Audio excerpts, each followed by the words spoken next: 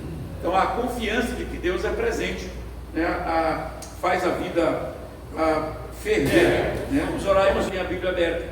Ó Pai Celeste, nós somos gratos ao Teu nome, pela Tua onisciência, pela Tua onipresença, pela Tua onipotência. E nesta noite, ó Deus, como igreja, como pecadores salvos pela Tua misericórdia e graça, nós viemos Te adorar e precisamos continuar ouvindo a Tua voz e entendendo, ó Deus, a Tua bondade e misericórdia, mas entendendo a Tua palavra para a nossa vida diária. Fica, pois, conosco e responde às nossas orações, aceita o nosso louvor e fala conosco, porque precisamos ouvir a Tua voz, em nome de Jesus. Amém. A igreja pode sentar, irmãos. Deixa a sua Bíblia aberta em Mateus 28. Esse Mateus 28, esse texto que nós lemos, é um dos textos talvez mais conhecido aí de Mateus. E o Evangelho de Mateus, irmãos, se você observar, ele começa com a genealogia de Jesus Cristo. E ele começa de Adão e passa por Davi e fala como é que Jesus Cristo chegou a este mundo. Logo depois tem toda aquela perseguição dos pequenos após o nascimento de Cristo. E aí você encontra o ministério de João Batista, e João tem uma expressão muito extraordinária, dizendo que Jesus Cristo é o Cordeiro de Deus que tira o pecado do mundo. Ele repete isso, o Evangelho de João repete, diz que no dia seguinte ele repete o mesmo sermão: eis o Cordeiro de Deus conosco, ou eis o Cordeiro de Deus, ou então ele diz assim: eis o Cordeiro de Deus que tira o pecado do mundo. E aqui tem esse ministério de João Batista, vai ao batismo de Cristo, o Espírito Santo desce sobre Jesus de uma forma corpórea, e a voz de Deus dizendo: este é o meu Filho amado em quem me comprazo.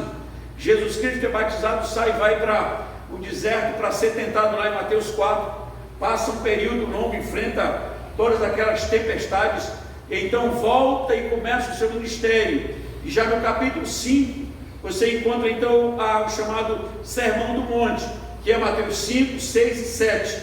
Diz que ali no capítulo 6 Cristo sobe ao monte, e lá no final do 7 e 8 ele desce do monte. Então tudo que está entre o capítulo 5, 6 e 7 é o Sermão da Montanha. Diz que os discípulos se aproximaram, e aí Cristo começa a ensinar. E ele começa a ensinar, começa o Sermão do Monte, a introdução do Sermão do Monte, há exatamente 9 bem-aventuranças. E é 9 bem-aventuranças que quase todos os pecadores ou membros de igreja hoje não querem enfrentar. Sabe por quê?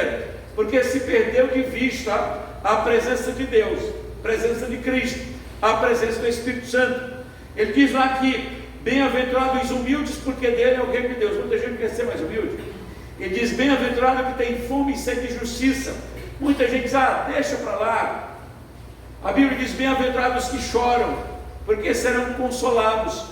A última bem-aventurança é: bem-aventurados sois, quando vos perseguirem, mentindo, disserem todo mal contra vós. Ele diz: regozijai-vos, porque é grande o vosso galardão no céu, e assim perseguir os que vieram antes de vocês. Aí logo na sequência ele já vai dizer: vocês formam, ou vocês são a luz do mundo e o sal da terra.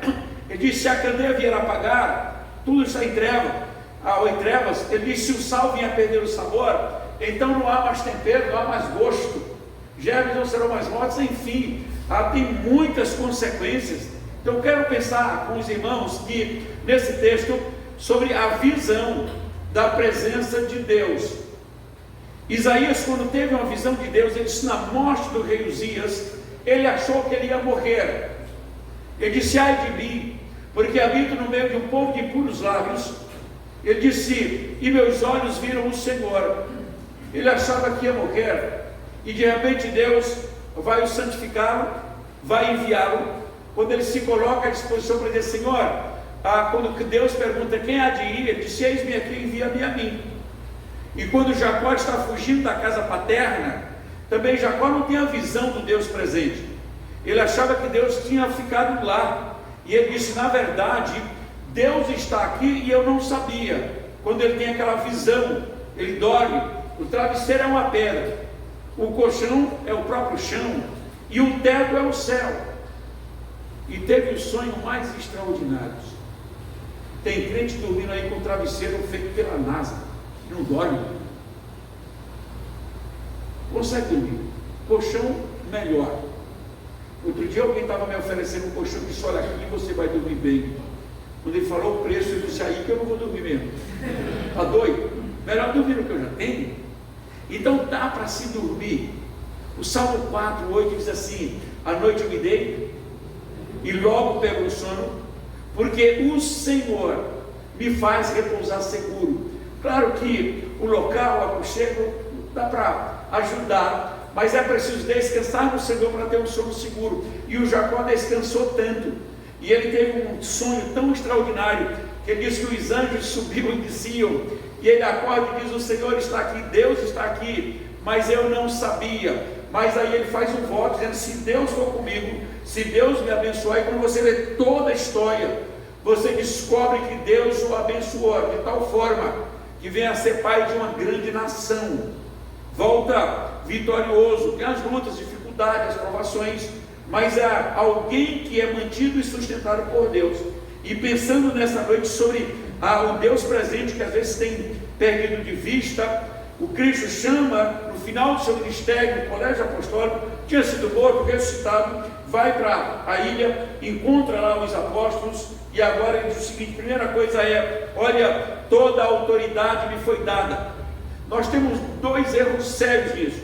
Primeiro, alguns crentes que não creem na autoridade divina, por incrível que pareça, e tem outros que forjam a autoridade de Deus.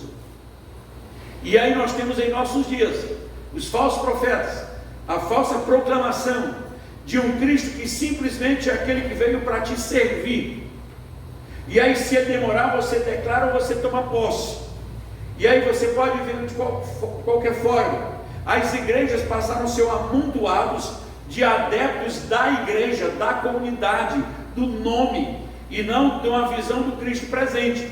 Então o Cristo vai dizer: olha, toda a autoridade me foi dada. Então vamos ver o que a Bíblia fala sobre essa autoridade. Primeiro, quando Cristo nasce, você vai ver na primeira tentação, vence o demônio. Depois você vai ver Cristo abrindo olhos do céu, de surdos, coxos andando, pessoas ressuscitando, transformando água em vinho, multiplicando pães, andando sobre as águas, parando tempestade, e aí e ressuscitando pessoas. Então ele diz: toda a autoridade me foi dada. E agora ele fala para o colégio apostólico, dizendo o seguinte: olha, toda a autoridade me foi dada, e vidas foram transformadas. E a igreja hoje ela é composta desses mesmos princípios, de pessoas que sabem e reconhecem que o Cristo cura, restaura, ressuscita e transforma, quando Ele quer, não quando o povo pressiona. Não é o missionário, não é a missionária, não é a pastora, não é o pastor, não é o profeta que pressiona Deus para que Ele responda. Jeremias 33:3, a Bíblia diz: invoca-me e te responderei, e anunciar-te coisas grandes e ocultas e que não sabes, porque assim diz o Senhor, o Deus de Israel. Então o Deus, Ele manda invocarmos, e a resposta vem dele. Onde, como e quando. O salmista diz lá no Salmo 40 que quando você estacionou o carro, você viu lá no fundo, tem um versículo lá que não sei se você lembra. Salmo 40, versículo 1: esperei confiantemente pelo Senhor, e Ele me ouviu quando clamei por socorro. Então é preciso aprender a esperar no Senhor, mas nunca duvidar de que esse Deus é o Deus que tem todo o poder. E isso vai lá para Atos 8, quando Cristo disse: olha, vocês ficam em Jerusalém, do alto vocês serão revestidos, e serão minhas autoridades, ou meus discípulos, até aos confins do mundo. O Romanos 1, versos 16 e 17, ele fala do poder de Deus, do dínamo de Deus. Então, ser igreja, primeira coisa, é nunca perder de vista a presença de Deus. E tanto ou da mesma forma que você respira, que você ouve, ele disse: Deus está presente. O Salmo 18, o verso 1 e 2 que nós lemos, Deus lá disse que é tanta coisa para você. E nós temos muitos cristãos atropelados, ou membros de igreja, não só atropelados no campo espiritual, mas literalmente nas emoções, e aí decepcionados, porque perderam de vista a presença de Deus. O apóstolo Paulo, preso e quando teve julgamento, ele disse: olha, ninguém veio em minha defesa, mas o Senhor está comigo, e o Senhor me libertou da boca da cova dos leões. Ou seja, é um Cristo presente em toda e qualquer situação. As enfermidades não é sinal da ausência de Deus, como a prosperidade não é sinal da presença de Deus. Deus abençoa justo e injusto. A Bíblia diz que Deus vai chover sobre justos e injustos, e Deus derrama a sua misericórdia onde, como e quando quer.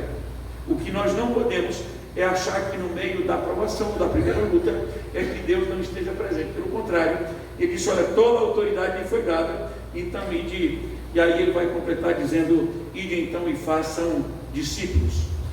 Nós temos uma concorrência grande hoje, é por pessoas que sejam seguidoras e não discípulos de Cristo, membresia de comunidades, e aí vai se mudando os nomes, e aí se muda a liturgia, e aí se destrói a cultura ou a história da igreja, a história do púlpito e até a história bíblica.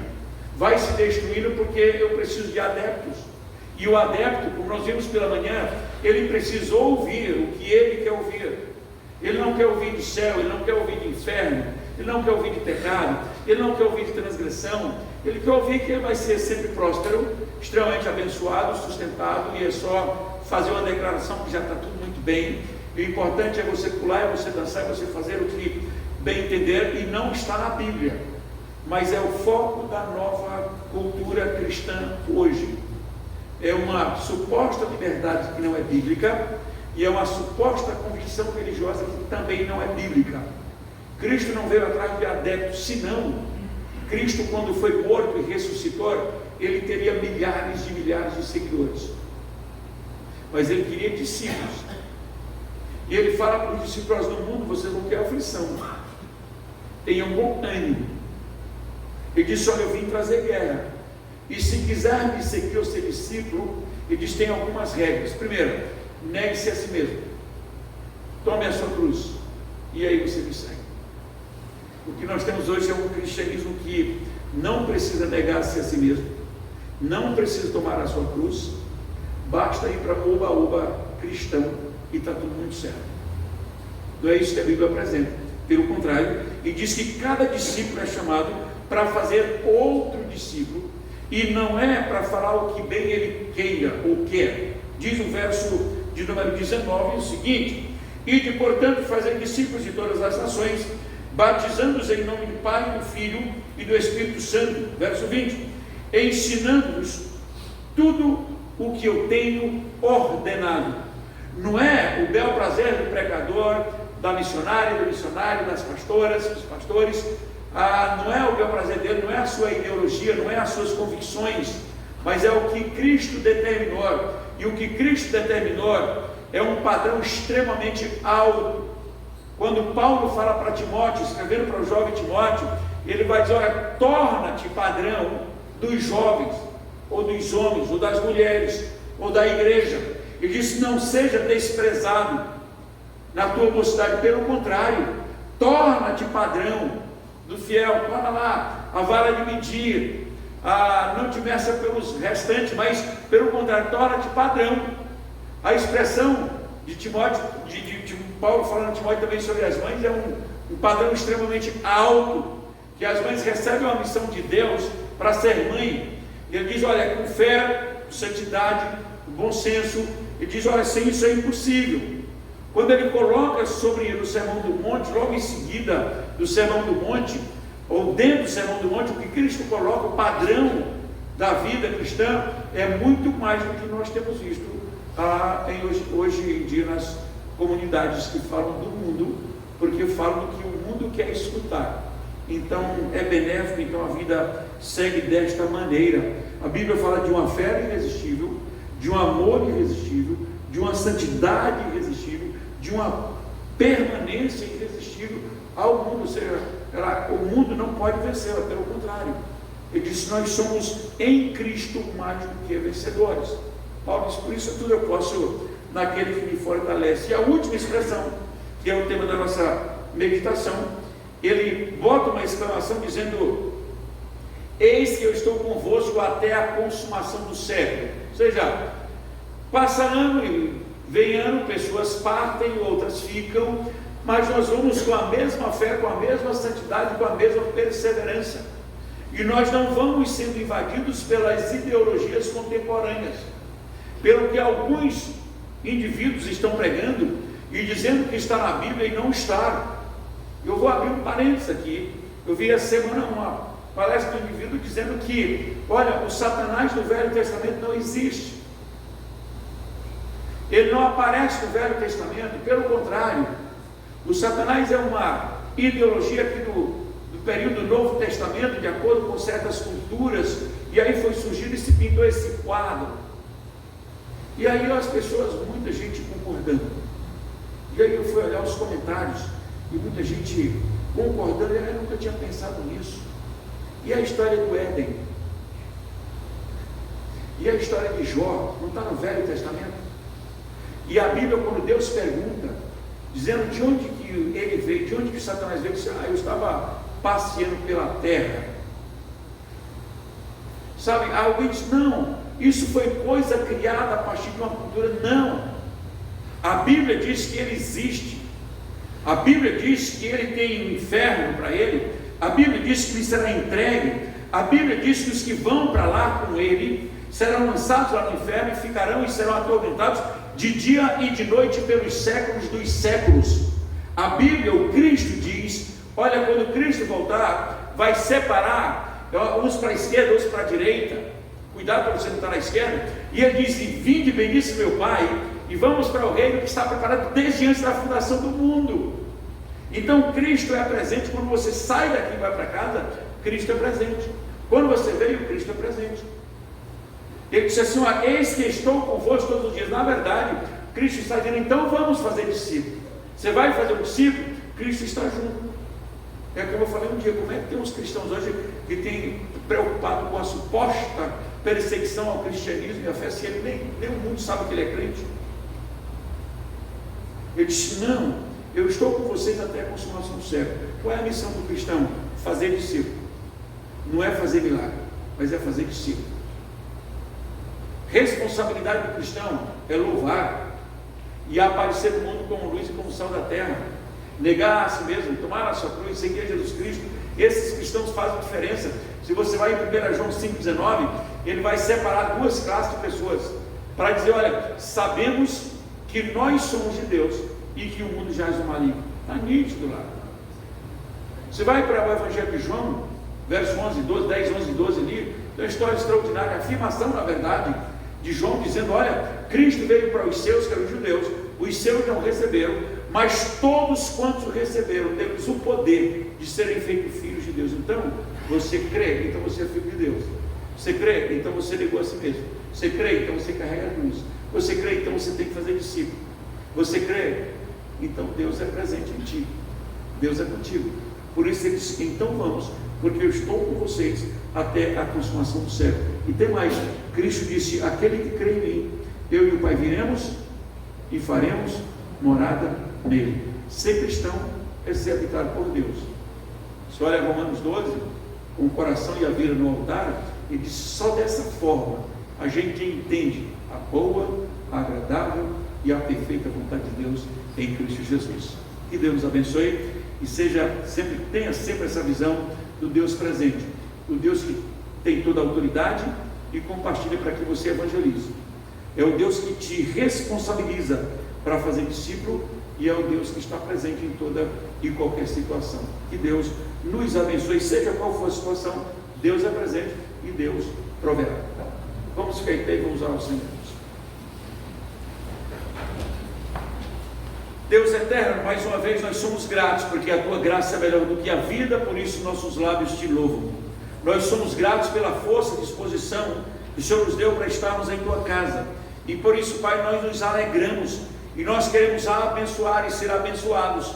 Nós queremos viver e queremos conviver, e o local extraordinário para a nossa convivência é o grupo de adoração ao Senhor em espírito e em verdade.